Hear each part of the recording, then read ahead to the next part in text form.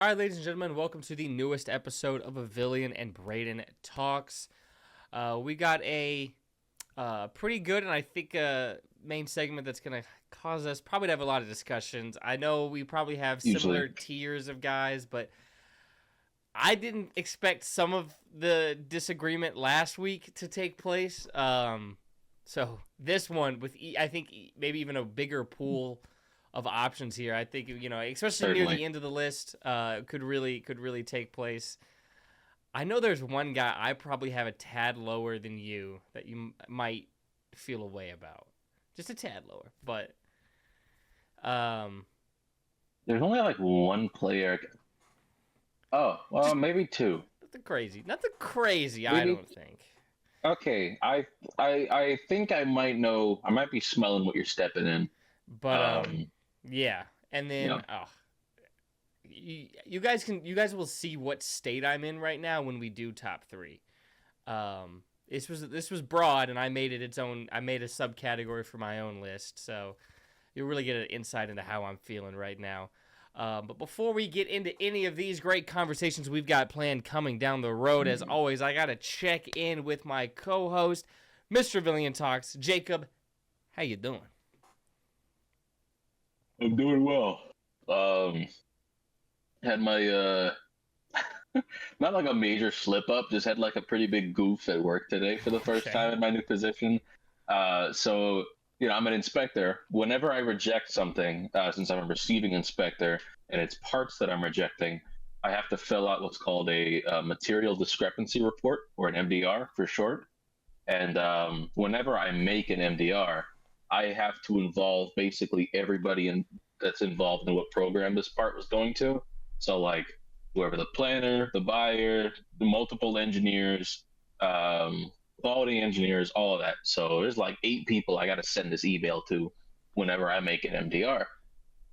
And so today, drafted the email up, had it typed nice and pretty, made sure everybody was there. I even had the people that I CC'd on the email, I had them in sequential order of who was listed on the paperwork for their signatures.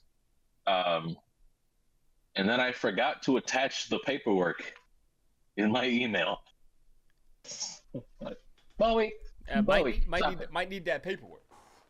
Yeah, I got an email response about an hour later from one of the QEs. He was like, "Hi Jacob, could you please attach the MDR?"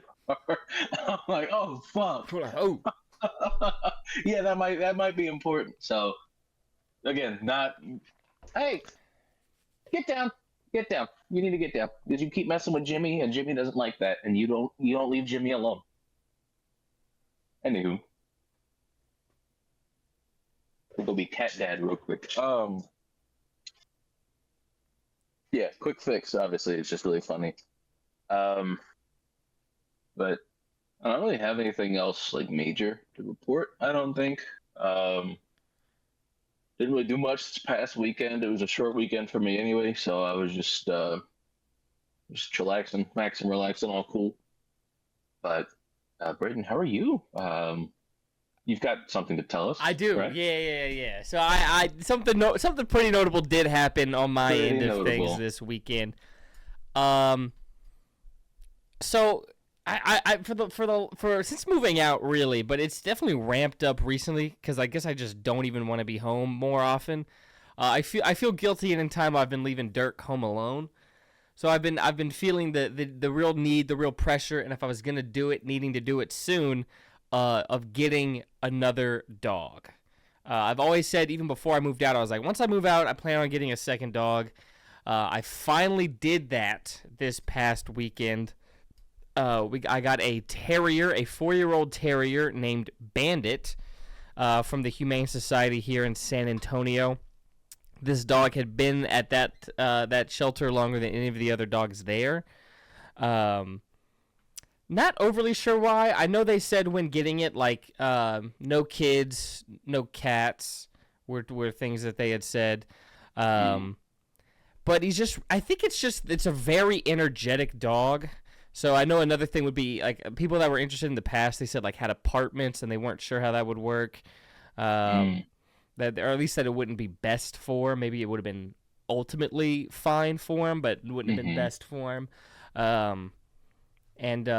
Given the dog, he required a dog intro, so I had to take Dirk out to go meet Bandit before they approved the adoption. And honestly, I was expecting to have to go more than once to have them slowly get okay with each other, but the first dog intro went really well. So they just were like, all right, cool, you passed, and I was able to take him home that same day. Since that dog had been there so long, like multiple people who worked there, like came by to say bye to Bandit before he left. A couple people took pictures with him personally, including his, like, I guess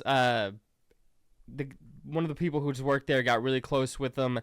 And that guy's name happened to be Brayden, spelled the exact same way, which is crazy. And also, Bandit used to have a different name. He used to be called Maverick. My current dog, named after a Dallas Maverick. Just so many signs pointing me into thinking this was what I needed to be doing. So yeah, we got Bandit. Persistent in staying in that spot back there. They want to be up there. I don't mind him being up there as long as he's not messing with the Jimi Hendrix poster. Like, okay, he's just cleaning himself. Yeah. He's fine. I don't mind. Like, cats like elevation. He's fine up there. He just needs to leave the poster alone. Yeah, but yeah. So Bandit. So I brought home Bandit Sunday, and he's been really, really energetic. Really happy, really friendly. There was one instance, though. Dirk was outside, thankfully. I think it would have just made this worse. Dirk was outside. Bandit was kind of like in the middle area of my like living room, kitchen area. Like it's kind of open. But he was just in the middle area, and there was like a bug on the wall, and I just like smacked it to kill it. And then I don't know if it was the smack or what or everything, but like a flip switched with Bandit, and I could just tell like, I don't know, maybe all the anxiety of being in a new place, loud noise, it all just hit him in that moment, and he became very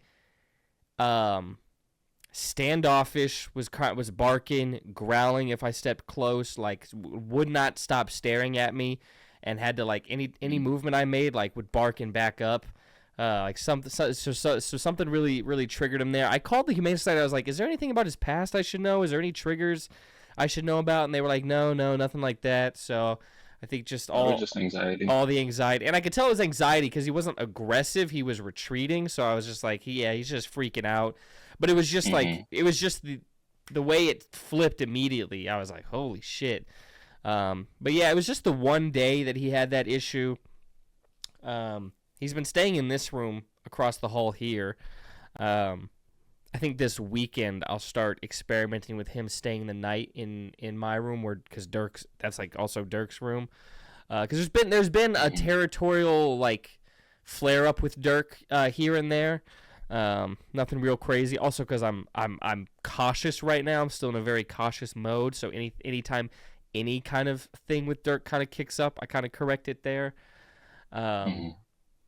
But yeah, so they're getting adjusted today during lunch, because I've been coming during my lunch break. I've been coming home. I live like 15-20 from work, so I come home, let him out, because I also don't know his bladder and bowel holding capabilities yet.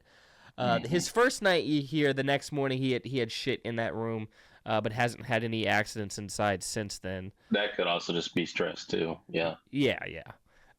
Too scared to poop earlier, and then like now that he's alone, he's like, okay, I got free time to myself. I'm gonna take this shit.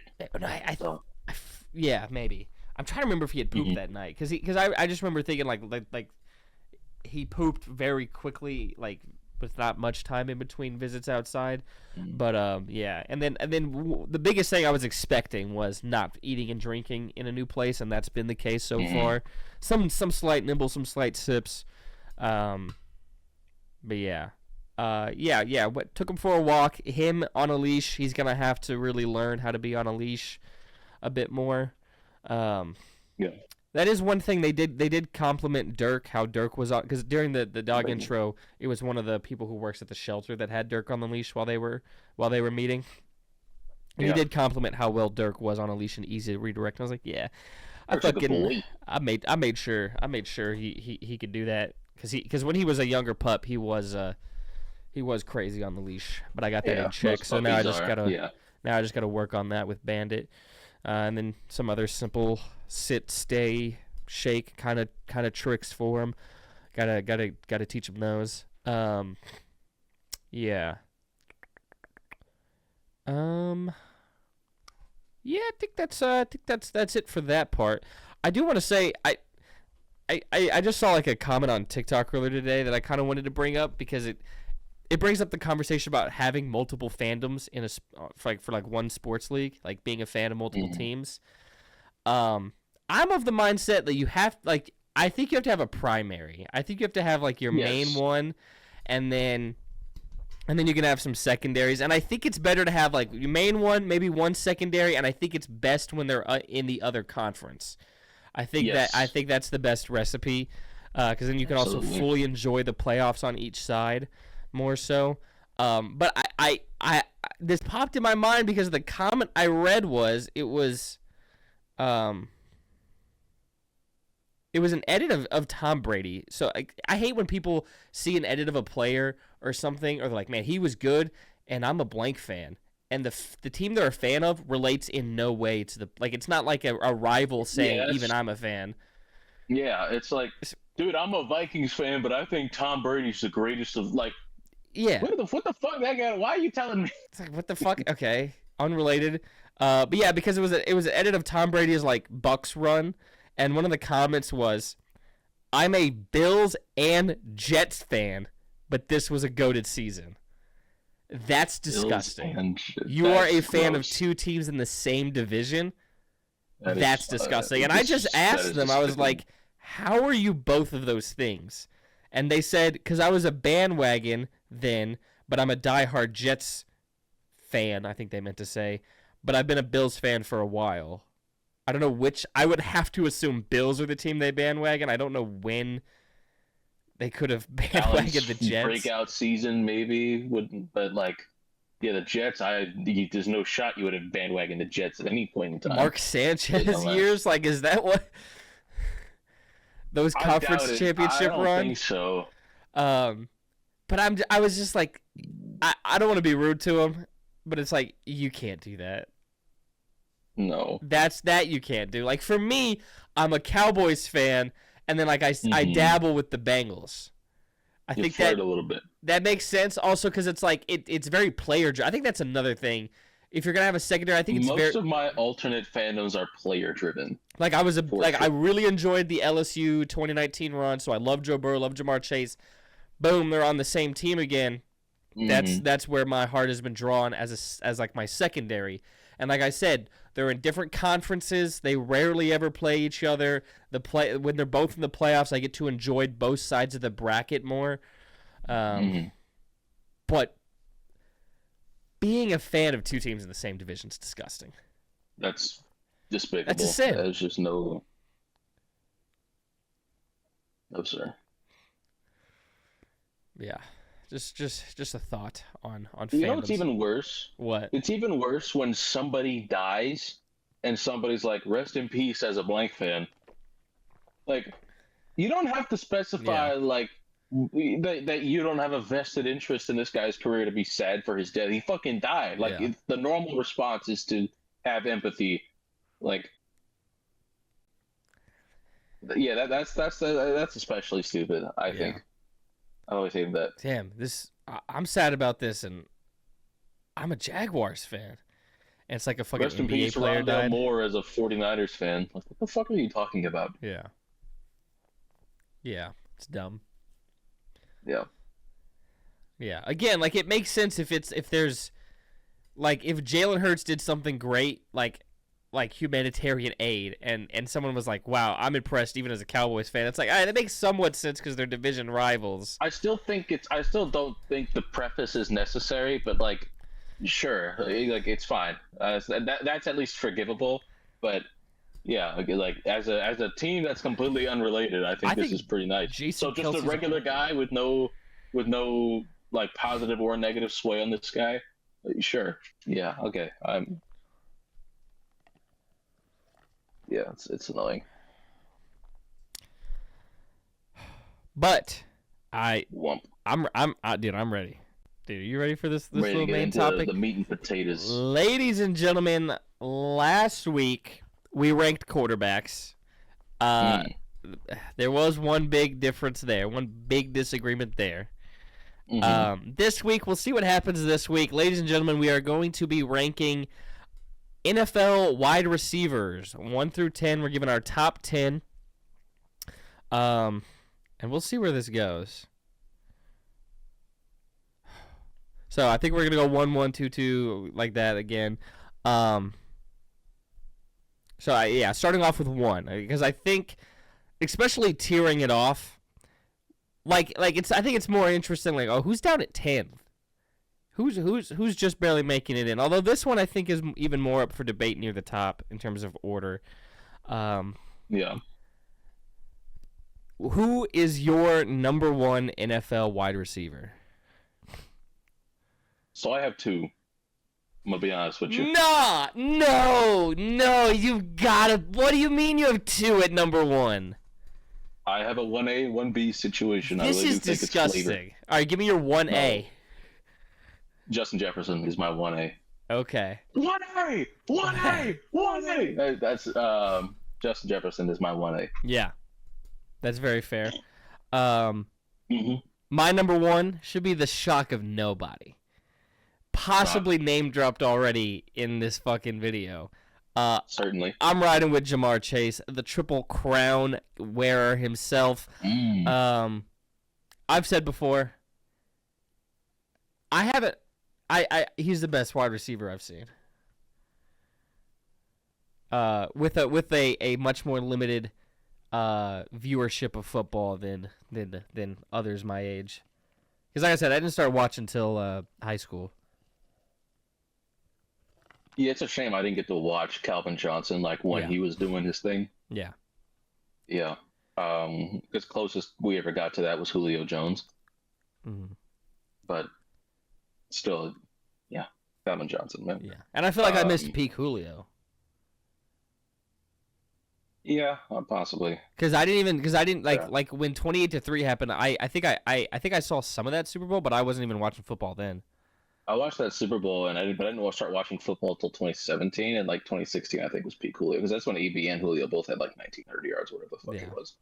I think it was 2015 or 2016, but they both went fucking stupid that year. Yeah, and then even then, when I started watching football, it was kind of just the Cowboys, not watching outside of that much, and then so even when you start watching football, fully taking it all in, that takes a little while.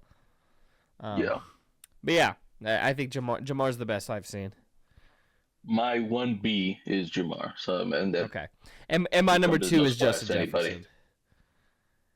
Okay, that was the guy I was thinking you might say is a tad lower No. Because I thought maybe you'd have what I'm assuming is both of our number 3 ahead of him. That's what honestly I was expecting you to do that. I was expecting your 1A 1B to be like one of Jefferson or Chase to be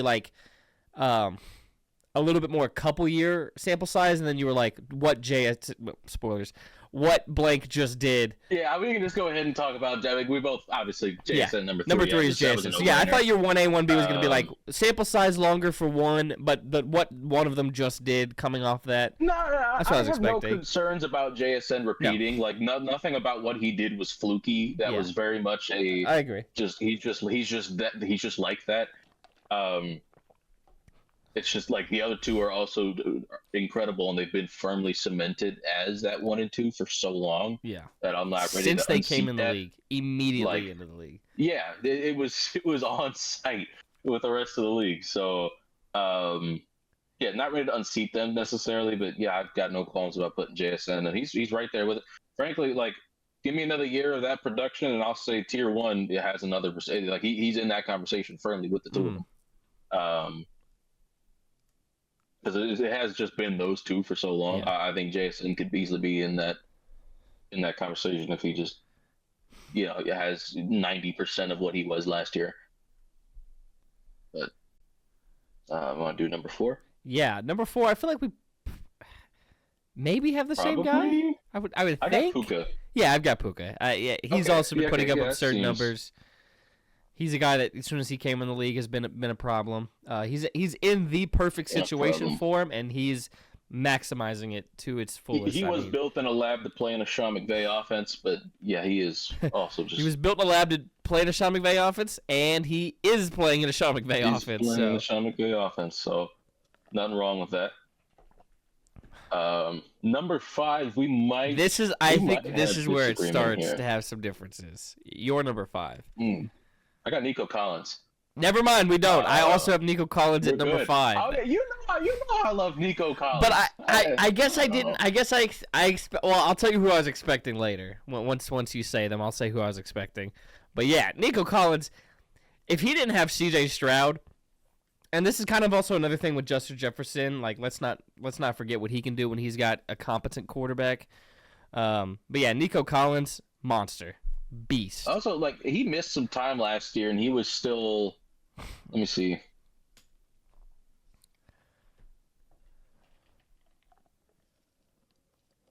He was 9th in receiving yards last year after missing, I think, 3 or 4 games, whatever it was, and he's 9th in receiving yards.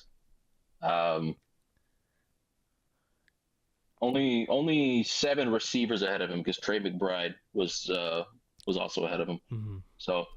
Only 7 wide receivers had more yards than Nico Collins, and he missed, I think. Side note, are we going to be able to do 10 tight ends? I'm going to have to really fucking think about that list. Yeah, I can do 10 tight ends, no problem. I will tell you where the fucking fall off is. There's a gap between, like, number 4 or number 5 and the next guy, I think. Like, the top 5 is the top 5. But, like, coming up with 10's not going to be too bad at all. I mean, I can come up with 10, but it's just like... But, like, after doing quarterbacks and doing wide receivers, like, the pool to draw from... Yeah, it's not as fun, but, like, the league also did just give us, like, 2 easily top 10 tight ends last year as rookies. Like, I'm not worried about finding 10 guys that I can confidently say are top 10 tight ends. The league just gave us 2 of them. So, I feel pretty good about that. But number 6. Number 6. No I shot. I want to hear yours first because. No, you've been going first. Why are we switching it up now? You did Puka before I did Puka. I'm pretty sure, but whatever. No. You said like. I don't think I did. I said who you got for number 4, and then you said Puka, and then I said yeah, I got Puka. I think maybe I don't know. Fuck, I got CeeDee Lamb here at number 6. Oh, okay. All right. Maybe we actually just agree on everything. Maybe we don't have any disagreements. Yeah, CeeDee Lamb at 6. CeeDee Lamb was like 3 last year going into it. Battled injuries. Some other guys he was just 3 or 4 for me. Yeah, just balled out. And it's gonna be a little hard for him to climb given the competition in that room. I think they're both gonna put up insane numbers, but he won't be able to put up. I feel that way about my 6, 7, and 8. Yeah. Receivers where I'm like they're probably going to be 6, 7, and 8 next year, assuming they're the same guy this year, because I don't see like the vertical path. Like there's the top talent in the league at receiver is so fucking good. Yeah. Like I think there's a pretty big drop off actually after number 8. Well, not like a huge drop off, but like in terms of like the next guy where I'm like that's the truth. It's I feel less confident I think after number 8 for me personally. Still guys, a ton of guys I love. I don't think so. I think for me no. Okay, fair enough. Because there's also a couple guys where I'm like I know the talent's there, but your quarterback. I feel the way about my number 9 where I'm like I know he's gonna bounce back this year, and I think I'm sure we'll both. Okay, yeah. Anyway, so all right, so we both have CD at 6. All right, you're number 7. I got Malik Neighbors at 7. Okay, I did keep him off. Whoa! I did. I guess I'm. Wow. I mean, I'm overthinking the injury. It doesn't look good, right? He's not going to come back till mid-season, so I do get that. That's why. I mean, that's really why. Because I don't know. I'm simultaneously doing. It's accumulation of what I think will be and what I think is currently. And I mean currently, kind of even in the sense of what the season will start as. Yeah. So I did just end up keeping him off. I did have Malik at 7 last year, by the way, because I checked when I was looking for Yeah. like old top 3 segments when we were talking earlier. Mhm. And while I was looking, I looked at my top 10 receivers list from last year. I had Leak at 7, so he has maintained the position. I mean, he had last year obviously, for me. if you tell me one guy that's not on my list right now jumps up the list, it's him. Clearly. Yeah, if he's healthy, yeah, for sure. So That's fine. Is that the guy you were talking about beforehand, where you're like, I might have him a bit lower, and you might have disagreement? No. Apparently, I have this guy higher than you. I thought you loved this guy like a lot. Oh. So I was just wrong. I mean, I was just full on wrong. Like, I thought you loved this guy a lot. Who's your number 7? Who's your number 7? This is where I put AJ Brown. Okay, he's in my top 10. We'll get to him later. Yeah. Like that was who I was saying a minute ago. It was like, I know he's gonna bounce back, but I also know like the top end talent in the league right now is so good where I'm like, I'm comfortable putting him a little lower. I think he's getting. I mean, I Like, think he's getting an insane upgrade at quarterback in terms of passing. I think. I think you and I might have the same number 8. I'd be surprised if he was much lower for you, frankly. I don't think we have the same number 8. Then Really? I have a wide receiver 2 tax. I guess. But I even still put him on because I was like, well, you were the one last year, and we're like the third best receiver. I do have George Pickens at 8. At 8. Okay, my 8. Yes. I went with Amon-Ra St. Brown. Gotcha. Yeah, just a different style of receiver than a lot of these guys, but not my flavor. I mean, I liked him pre-draft, and I've always liked him as a player. Just never like a dominant, like, I don't know, day in and day out. I feel like he's gonna take over a game kind of guy. I mean, I think he kind of is though. I don't know. It's just it's not some. You're not seeing him go for some 70-yard deep ball, but I mean, he puts up insane numbers year in and year out, and I think was playing injured. Was it? I can't remember if it was last year or the year before that, but was even showing that dog like putting up big numbers, or at least good numbers. He played through a pretty big injury a couple of years ago. Yeah. So I got him at 8. That's fair. I'm not gonna tell you shouldn't be there. That's totally fine. Yeah. 9. This is where I have AJ Brown. This is where I have George Pickens. Okay. Fair enough. Well, we got the same collection of guys other than Leak and Amon-Ra so far. Yeah. But yeah, AJ Brown. We've talked about it, but yeah, I think he'll have a great year this year. Obviously a guy that I've always been a big fan of. Still miss him sometimes, but it's very fun to watch, especially when he's on. Like, we talk about like the Josh Allen thing of like one quarterback for a game, and I think that's Jamar Chase. Yeah. But in terms of like second place, one receiver for a game at his best, I do think that's AJ Brown. That's not crazy. In terms of pure takeover ability, AJ Brown can absolutely steal the show at any given moment. He's capable of it. I think he still is. I don't think it's gone anywhere. The run after catch stuff has always been absurd. Super strong, just strong as fuck. Like, unreal strength at the receiver position. Yeah. I still feel good about him. I think 9 is a fair spot to put him after last season, but I don't think it was all his fault. Obviously, I've never been a big Jalen Hurts guy, so that's, I can't say it's all AJ Brown's fault. We'll see.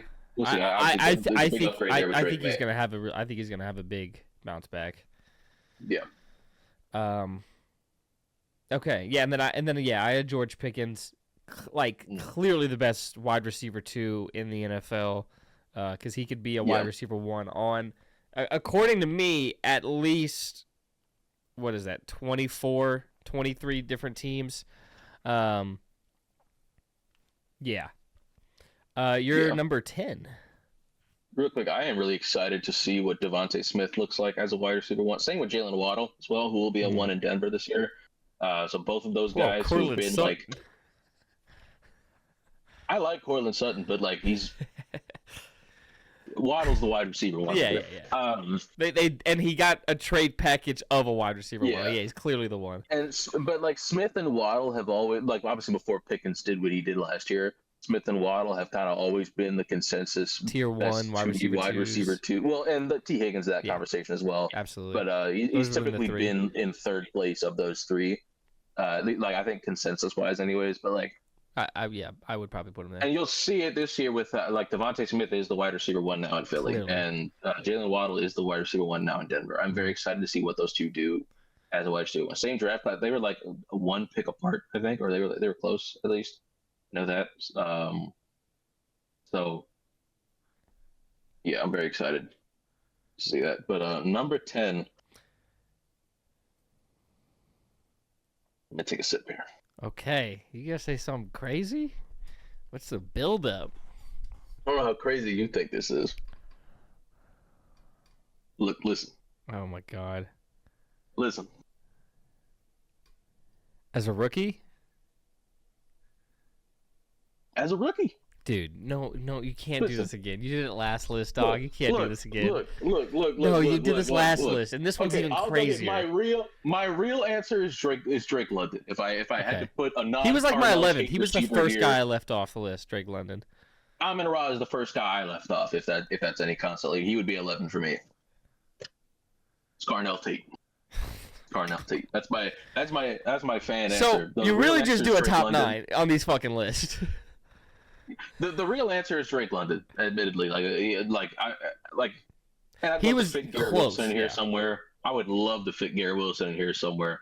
I've never seen a receiver more set up to fail than Garrett Wilson.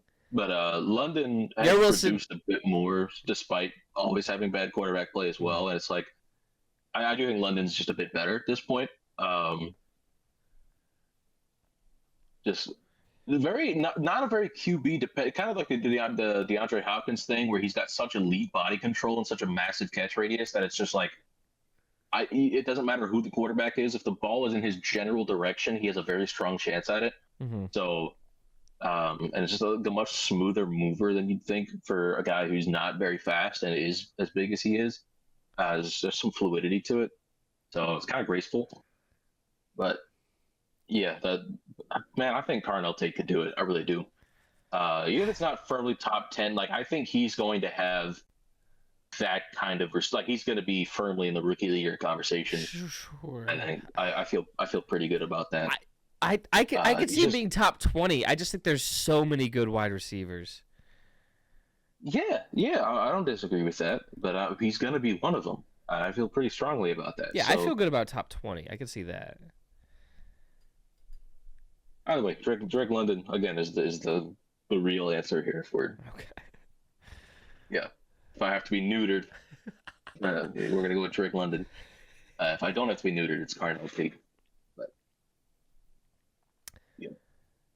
My number 10, you wanted to see if you could fit him in there somewhere, but couldn't. I did fit him in here. I did put Garrett Wilson at number 10. I do like that a lot. I'm a big believer, and if Geno could do one thing, maybe it could be get Garrett Wilson the ball. I think force feed him if you have to. I don't care. Put the ball in Garrett Wilson's hands. Yeah, just chuck that bitch to him every chance you get. Yeah, he's been my number one. Get this guy quarterback guy for at least like a season or two at a minimum.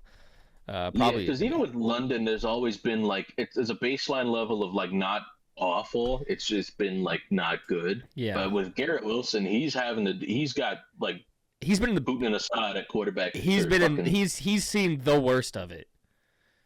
He thought he was going to be getting Aaron Rodgers pre-Achilles tear. Yeah, 4 snaps of Aaron through 1 pass. I'm pretty sure incomplete, and that was it. Zach Wilson was terrible. He had Mike White playing the Cowboys legend. Mike White. Yeah, Mike White was the highlight of this fucking QB carousel. This poor fucking guy. He got Joe Flacco, which at least could feed him a bit because at least Flacco was not afraid to sling that bitch. So it's like there's something there. I would love to see, like, if the Jets are going to be awful again and this Jacoby Brissett contract thing keeps going on, get Jacoby to the Jets and at least have him throw 400 yards. At least get Garrett Wilson some stat pads. Yeah. Like, give me a 1,400-yard Garrett Wilson season, and my life is yours, Jacoby. Yeah, Rightfully, you'll be reincarnated as a lotus flower. Garrett Wilson's got 1,400 receiving yards. Brissett's got And the Jets are 2,000 passing yards. That's fine. That's fine. Yeah. Yeah, but yeah, like I said, Drake London was my first guy off. Malik Neighbors is in like an injury purgatory in my mind. I do expect him to shoot up that list, though. If, when he's fully healthy. I mean, when he's fully healthy, he'll definitely be on this list. This time next year, I would have slapped him in at like 7, I think. Yeah, that's where I had him. That's where I had him last year, too. But I'm just scared of the injury and coming back off it. And it's a major. That Giants locker room doesn't seem to be. They said they talked things over. I doubt it's going to be the perfect. I don't know where John Harbaugh gets this leader of men reputation, but a lot of people forget when the Ravens won that Super Bowl with Harbaugh, there was a player revolt in the playoffs or right before the playoffs. I don't think Harbaugh is gonna. I don't know if this Giants operation is gonna work. It's fine with me. Frankly, that's fine with me. And I feel bad for Denard Wilson, of all people, because I do think there's something there as a defensive coordinator, but he's got John Harbaugh at head coach, and he's got fucking Matt Nagy coaching the offensive side of the ball. Just lock it on your side of the ball. Yeah, he's gonna do it. He's gonna do it. He's got talent to work with, so it's I think there's there could be some success there, but yeah, you just got to get it done. But yeah, I don't have a lot of confidence in this Giants operation. I really don't. Yeah. But is it time for? Oh, that time, isn't it? Top 3 of the week. Trios, part 2. Trios. Pretty sure we have done trios in the past. No idea what I picked last time, but we're doing trios again. Can't find any record of it. I've got a little theme for mine. But yeah, this was just off the top of the head right before the pod started. I'll kick us off. Kick us off here. I'll kick us off for top 3 trios. My number 3 is tortilla, meat, and cheese. You a hungry motherfucker, ain't you? Staple ingredients in a lot of foods, especially Mexican dishes. That was the joke. I don't remember whose bit it was, but there was a joke where they're going through the menu at a Mexican restaurant. They're like, oh, well, what is this? Oh, it's tortilla, meat, and cheese. Okay, well, what is this item? Oh, that's tortilla, meat, and cheese, and it just kept doing it. And it's because those 3 together fucking work really well together. Yeah, it's just different ways you cook them, but you can have a burrito, you could do quesadilla, you could do an enchilada. Yeah. But yeah, tortilla, meat, and cheese. Different ways. That's number 3 for me. Your number 3 trio here. Number 3. And by the way, same thing could be applied to sandwiches. Same shit with bread, meat, and cheese. With a burger, it's bread, meat, and cheese. Hot dog or chili dog with some cheese on it, it's bread, meat, and cheese. Some beans in there too, but you could say the same thing about the tortilla thing again. Yeah. My number 3, I got Jesse James and Meowth. Okay, that's a good one. That's a great trio, man. A lot of fun, a lot of good times with these. Not properly evil, I don't think. Just they don't got internet. Yeah. I like a good. Yeah, they're all right. Goofy evil squad, evil pairing. Yeah, I think so. So yeah, I got Jesse James and Meowth. Number 3. My number 2. I got queso, salsa, guacamole. A holy trinity of dips for tortilla chips. I'll get that dip trio out of Chili's. Triple dipper. Oh yeah, I'm tripling. I'm tripling up on my real appetizer and then tripling up on my entree. That's technically an appetizer. Over at Chili's, but yeah, each of these dips are so fucking good when made right. Salivating at the thought of them right now. I've been trying to lose weight. Maybe I don't know. Anyways, let me not even think about it. Yeah, queso, salsa, guacamole at number 2. Your number 2. Go with the primary colors, man. Okay. Red, The, white, and blue. the traditional like artist primary colors. I'm going with red, yellow, and blue. So close enough. Very cool that no other color can come together to create these colors. Truly unique. Yeah, and they create every other color.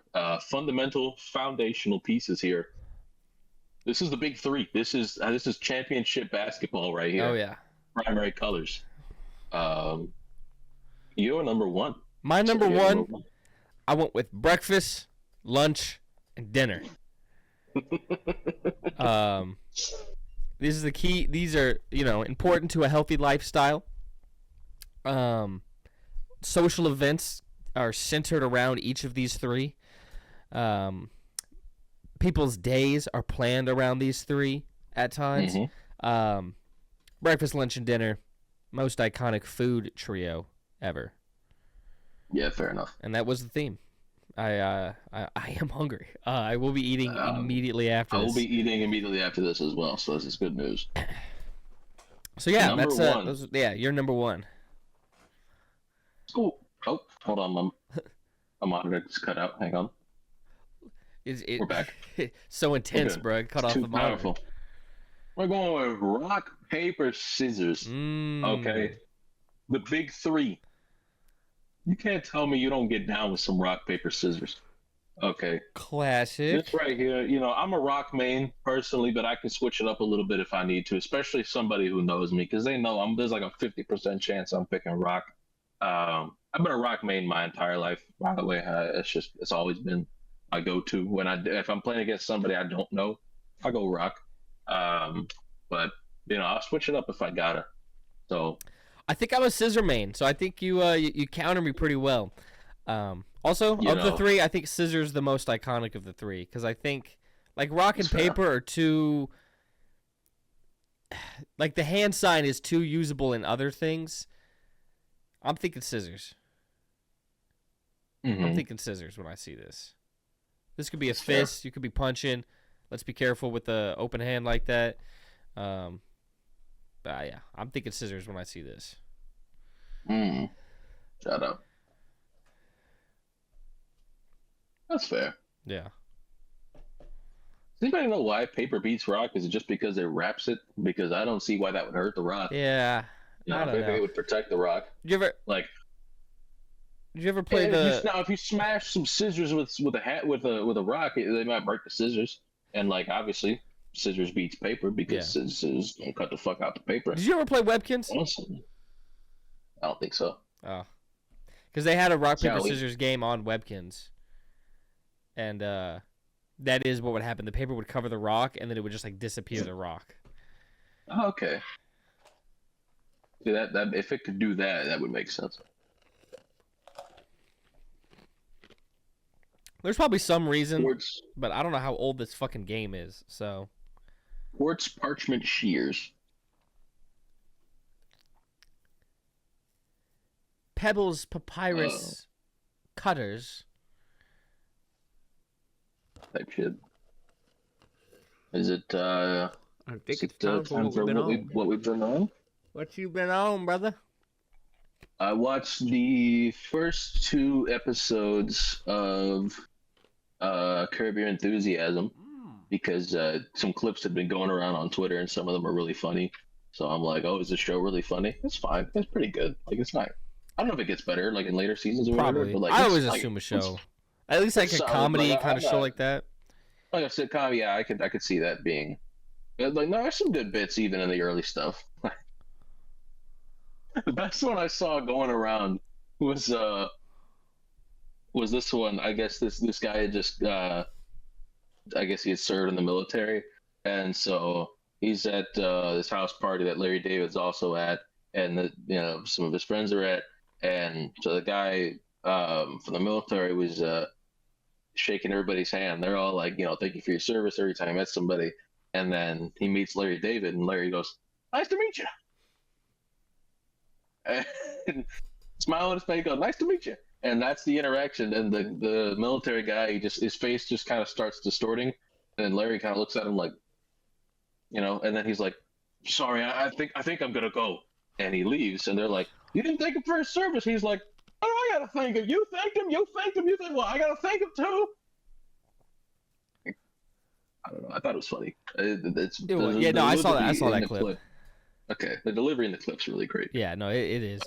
The one I saw recently was like, I don't know the actor's name, but like his friend, and I guess I don't know if he's his friend from the beginning, but his friend in the show like kind of looks like Harvey Weinstein. So they're at like a party. No. They're at a party, and some girl just walks up to him and was like, "Who invited you, you fucking pig?" And her friend had to come and be like, sorry, that's not Harvey Weinstein. And she's like, "Oh, I'm so sorry." And then the actor guy turns to Larry David. He's like, "I keep getting this. Everyone keeps mistaking me for Harvey Weinstein." Oh my god, that's awesome. God, I wish I remember that guy's fucking name. Because I could show you a picture. Because I'm like, he do be looking a little. Oh, I think that's him, Jeff Garland.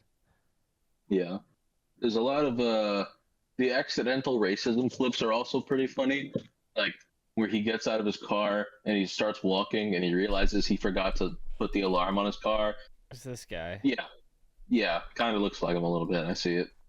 And there's a black guy walking past him as he puts his car alarm on, Yeah. and he just turns around and looks at him, and he's like, "Oh, I forgot to put the alarm on. It's not a race," because he was like, "Oh, you think I'm gonna steal your car?" And there's this woman he knows who like keeps catching him in these accidental racism moments, and she just stares him down. She's like, And he's like, "Oh, Jesus." Oh my god. There's a time early, I think in the same episode, where he hands what looks very much like a valet ticket. And he's like, "I'm not the valet." He's like, "Black people can't have other jobs, you know." And he's wearing a red vest and a tie, and like he looks like a valet. He's standing by the valet side, and Larry's very apologetic. And yeah, any of the I think the accidental racism is pretty funny. Yeah. Especially because like Larry has always been like pretty well-meaning. Yeah. Like when and then there was another one where I guess they're voting and like almost 100%. I was just about to tell you this. I was gonna bring up this one. This one's so good because he's talking to the guy and he's like, "Who are you voting for?" And then they find out they're voting for different people. He's like, "Say, it's a long line. We're gonna cancel each other out anyways. What do you say you and me get out of here?" And they do. But then Larry's candidate loses by 1 vote, and they're like, "Oh, let's go." Larry didn't vote. He's like, "Wait a minute, like, I made a deal with it," but like the whole fucking house full of a bunch of people starts like mobbing at him, and it's nothing he can do to explain himself at that point. It's good stuff. Most of the humor in this show is Larry finding himself in awful situations that are not his fault, or like egregious misunderstandings of like people thinking he said or did something that he either didn't do or didn't do in the context of what they thought he did, and it does make for some pretty funny moments. So yeah, a lot of good stuff.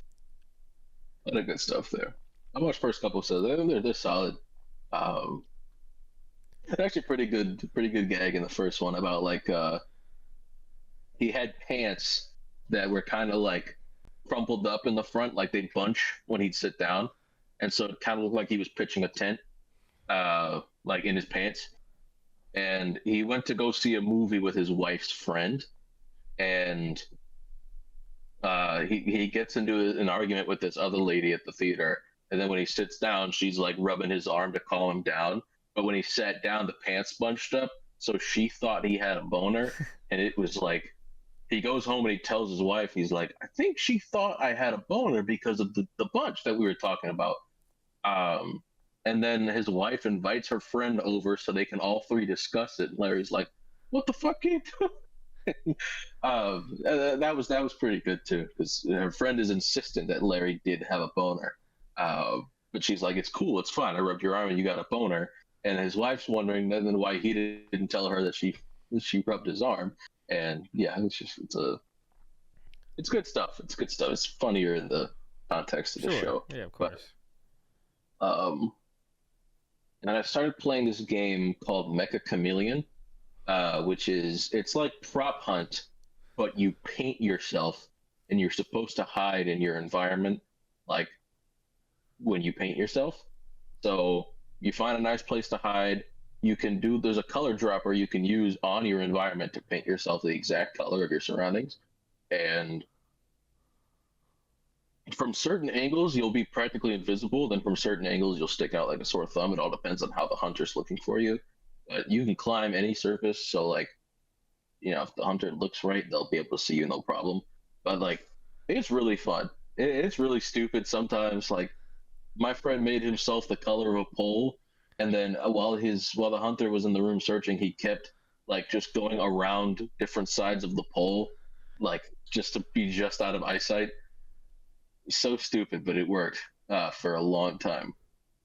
In fact, it didn't stop working until he deliberately migrated from one pole to another just to fuck with him, and then he caught him at the tail end of him migrating to the second pole. So yeah, but I think that's it for what I've been on. I'm only played that the last couple of nights. Hi, Katie. There's an Onyx here. She wants to say hi. Hi, Onyx. But, I think that's it for me. What have you been on? So I watched Disclosure Day, Steven Spielberg movie that just came out, Alien movie. Mm-hmm. I thought it was pretty good. I've been like the last two movies I saw in theaters, like there's like this like movie club in San Antonio that I've been like meeting up with, watch movies and then go get food together afterwards.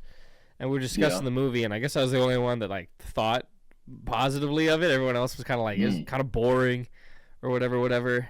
And like I was like, I don't know. I thought it was pretty good. Disclosure Day was pretty good. I was pretty engaged the whole time. I think it's pretty interesting. I mean, I'm not saying it's like the fucking best movie ever, but I think that people being a little harsh on it. They like one of the guys' complaints was that they wanted the aliens to kind of do more stuff, and like they wanted more like it seemed like they wanted more action set pieces for the movie. Is how at least some of them were describing it. And I was like, no, I'm fine with it being a little not being that kind of movie. But yeah, so Disclosure Day, I recommend. And then what else have I been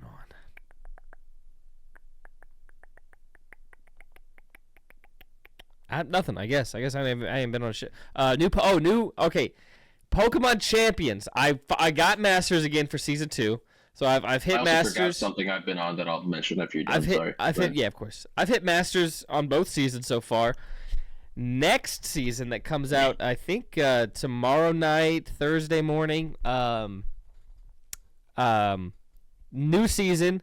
I believe this season's a new regulation. We will be getting new Pokemon. That's what I've heard. Yeah. I don't know if we're getting new items.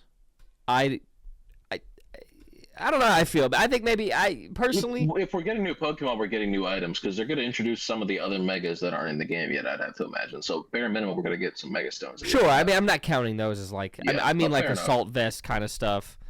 Additions. I would like Assault Vest if nothing else. Assault Vest and Life Orb. Personally, this is very selfish for me. Just add new Pokemon. I'm having like let me like keep easing me into the new to new stuff. Just add new Pokemon. Some might have signature abilities. I don't know what they do. But yeah, and the most importantly, and this is the thing I'm most excited about, it will be coming on mobile. It will be mobile now, and I'll be able to play on my phone at work. And you best believe your brother's abusing that. I will not be waiting until the last minute to get Masters this season because I will be playing it mobily at work probably all the time. Also, it's going to be a big cardio hack, just walking on the treadmill, fucking running up some Pokemon battles. Huge. Yeah, that's fair. I'll be able to be there for a while. So, yeah, I'm very excited to be on that. And, I mean, I have been on it. But yeah, Masters. I can't wait to start building some new teams. I didn't really build new teams this last season because it was the same regulation, but I probably should have because I was having a hard time with my current team, but I was like, fuck it. A new season's coming out, new Pokemon. I'll just keep struggling with it and build a new team once the new season starts. So Yeah, but holy fuck, I really need to work on like my anger issues playing that game. I mean, oh my god, oh my god, I'm It's reliving some fair. stuff. I was playing it and I could not. It just did not feel like the odds were weighted the same for each player. I was like, I think mine are fucked. I think I'm getting fucked. But yeah, I'll be on that. What was the thing you wanted to add in? I've been playing a lot of Fire Emblem Fates Oh yeah, in yeah, the yeah, last week. I think I started playing the day we did the last pod. I think I downloaded it that night. yeah. So you've been playing a week. I got started that night. So the last week or so, I've been playing a lot of Fire Emblem. And I'm really liking Fates, so I want to play Three Houses because that's I think that was the last game to come out. That was on the Switch in 2019. And then I think I remembered. I'm like, oh, Nintendo doesn't do sales. This game's probably $60. And I checked today. Yeah, the 7-year-old game is still $60. I will be acquiring it through other means. I think I will not be paying $60 for Fire Emblem Houses, Three Houses. I will not be doing that. But I still got a while to go before I'm done with Fates because I haven't even finished Birthright yet. And then after Birthright, there's Conquest and also um, Revelation, which is like the DLC ending or path to play the game. It's like 3 branching story paths because you are born into one family, you're kidnapped as a child, and then you're reunited with your original family, and you got to kind of choose who to side with. Revelation, you don't necessarily choose a side. So, but yeah, it looks. I mean, I've had a really good time playing through Birthright because that was the story option that one, it's the easiest, and also it was the story option that made the most sense to me.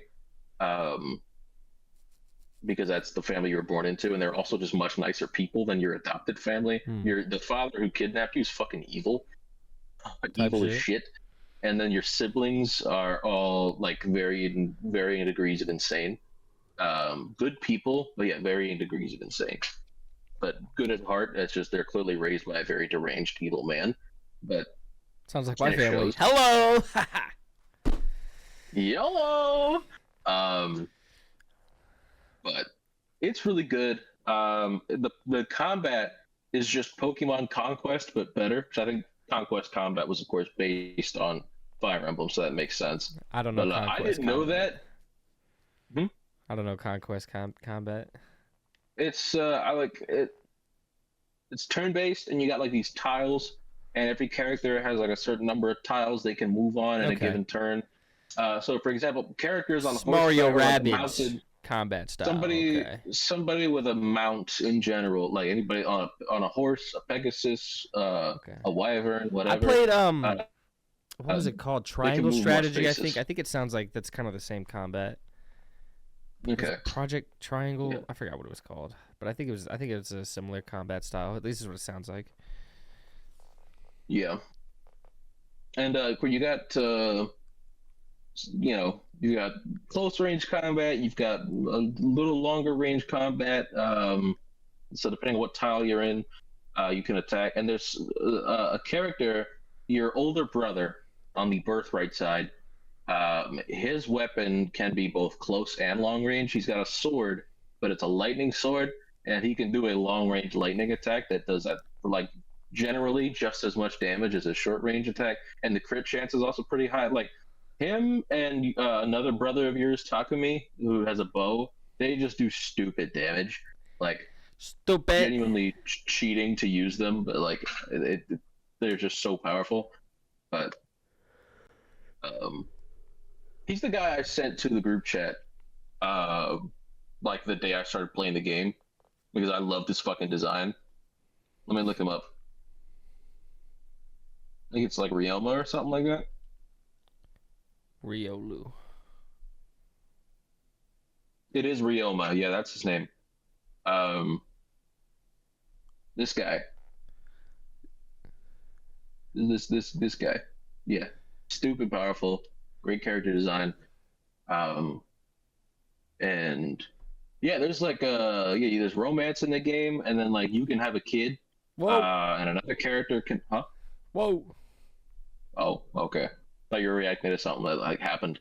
So yeah, that's pretty cool. It's a lot of fun. I'll probably run some of that tonight. I might play some more Becca Chameleon tonight with the guys as well. But I think that's it for me. If that's it for you, we can both go eat something. Yeah, I'm hungry as fuck. Thank you guys so much for watching. Go ahead and like the video, comment too. anything down below, and subscribe to keep catching these. Thank you as always. Keep gaming.